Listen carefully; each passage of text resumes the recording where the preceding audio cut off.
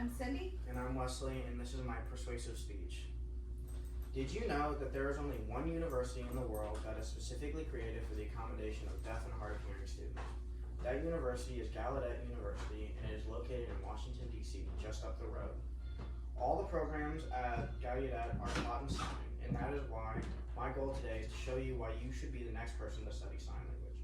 I personally took 1 year of sign language when I was in high school, and I've used it many times since then. There are many reasons to learn sign language, and here we will talk about the positive effects it has on spoken speakers, how it will remove a communication barrier, as well as give access to more communication, and that it can be taught to children effectively. First, let's explore the benefits of signing that are applicable to spoken speakers. One of the benefits is that when learning a visual spatial language, such as American Sign Language, you can increase your reaction time as well as your peripheral vision. In the journal article, peripheral visual reaction time is faster in deaf adults and British Sign Language interpreters than in hearing adults, from the Frontiers in Psychology, Volume 8. We can see that deaf individuals have a significant advantage in terms of reaction time across their entire visual field. The results of the study showed that fluency in sign language by participants caused them to have faster visual motor responses in their peripheral vision. The sign language interpreters used in the study had faster reaction times than the participants who were non-signers. In the same study, we can see that sign does not just increase reaction time, but also the visual field itself. The study says that any act of signing by an individual will produce cortical and visual changes. These changes lead to increased efficiency in the right and left visual field, and as well the reaction time in those fields, as stated before. This is incredibly helpful to many people. For example, anybody driving a car, this will increase their spatial awareness in the right and left lanes as well as their reaction times. Learning American Sign Language also improves your conversational skills relating to English, as well as your skills with body language and techniques like eye contact and facial expressions. In American Sign Language, the best way to communicate what you're trying to say, if you don't know the exact sign, is by fingerspelling. Fingerspelling is quite essential in sign language and it's used all the time.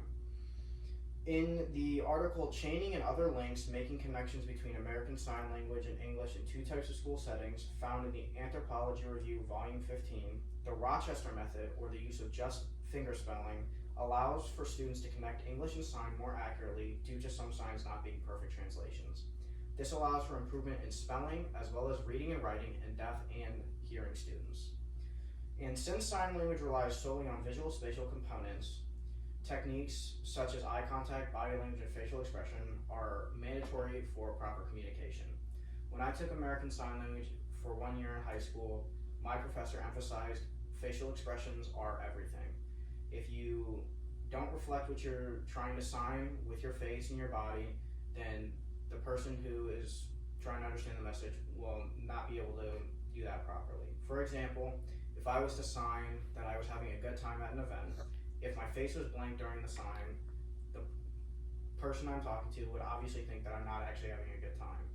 So, facial expressions are really important because I would need to show enthusiasm when saying that I'm having a good time in order for that to coordinate properly, I guess is what I'm trying to say. American Sign Language opens many doors and forms of communications as it allows you to interact with many more individuals. Knowing sign language will eliminate a barrier in communication with deaf individuals who struggle with interactions in the hearing world. In the article Self-Esteem and Coping Strategies Among Deaf Students, it is said that deaf individuals functioning in the hearing world are often exposed to frustration, misunderstandings, and loneliness.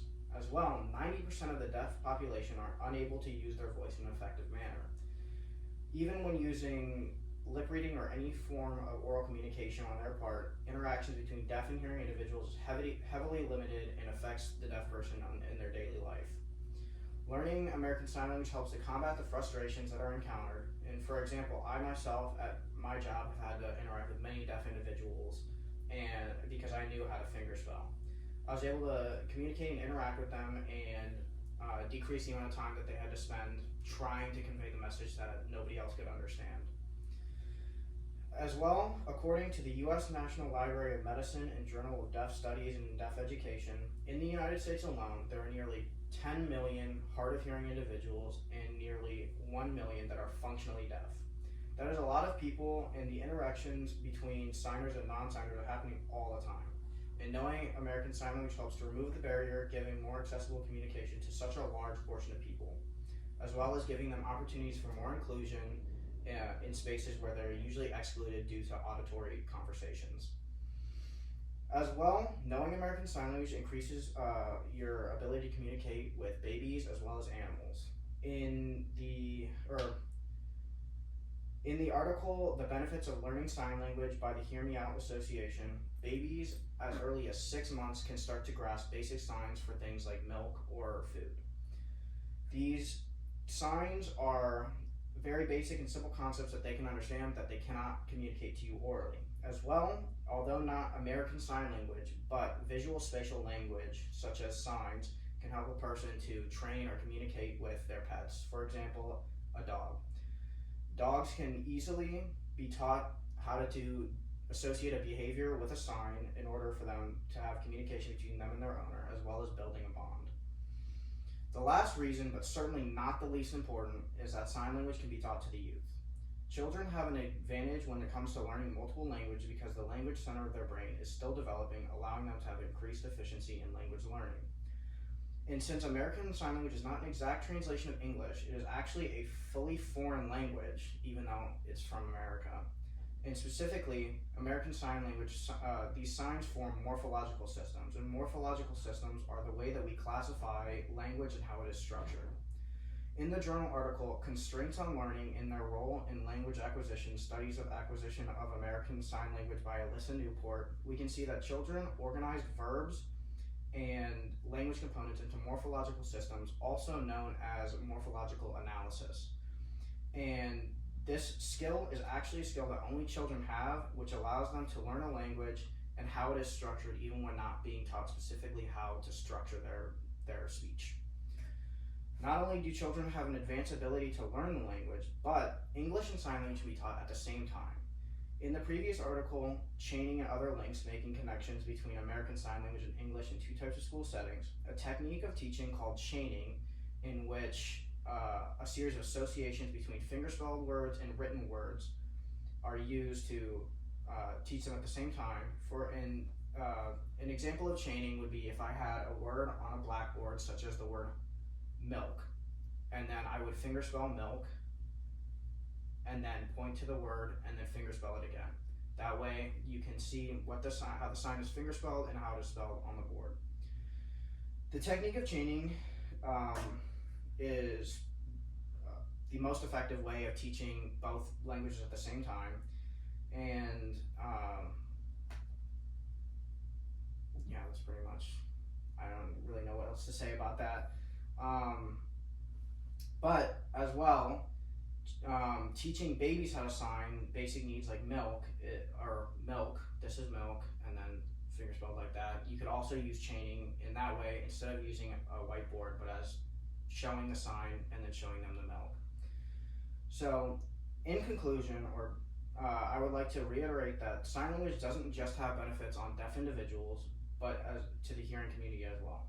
As I've laid out, it has benefits in reaction time and visual field, as well as gives you more efficient ways to communicate. It is a skill that can be passed down onto children, as well as gives you the opportunity to interact with more people. So with all that being said, will you be the